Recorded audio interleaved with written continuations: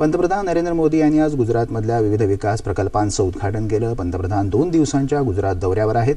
सकाळी त्यांनी अरावली जिल्ह्यात मोदासा इथं 2 योजनांचा शुभारंभ केला। गुजरातच्या शेतकऱ्यांना या सिंचन प्रकल्पाचा मोठा लाभ मिळेल असं आश्वासन त्यांनी दिलं।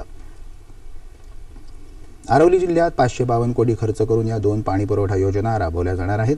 याचा लाभ 8 लाख रहिवाशांना मिळणार आहे। पाणी बचतीसाठी लोकशिक्षण आवश्यक असल्याचंही मोदी यांनी म्हटलं।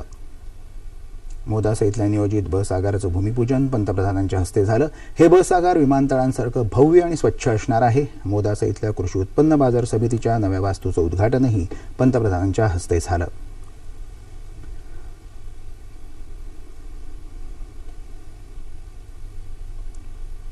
त्यानंतर मोदी यांनी वस्त्रोद्योग प्रदर्शनाचंही उद्घाटन केलं। वस्त्रोद्योग निर्यातीत भारत जगात दुसऱ्या क्रमांकावर असून शेतीनंतरचा हा सर्वात मोठा उद्योग असल्याचं मोदी म्हणाले।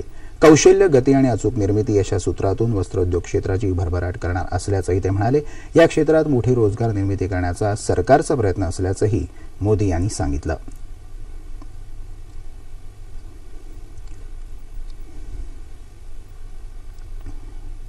त्यानंतर पंतप्रधानांनी आशियातलं सर्वात मोठं बहुउद्देशीय स्टेडियम ट्रान्सस्टेडियाचं उद्घाटन केलं। एकावेळी 20,000 प्रेक्षक बसण्याची क्षमता असलेलं देशातलं पहिलं कन्व्हर्टेबल म्हणजेच विविध खेळांचं आयोजन करण्याची क्षमता असलेलं स्टेडियम आहे।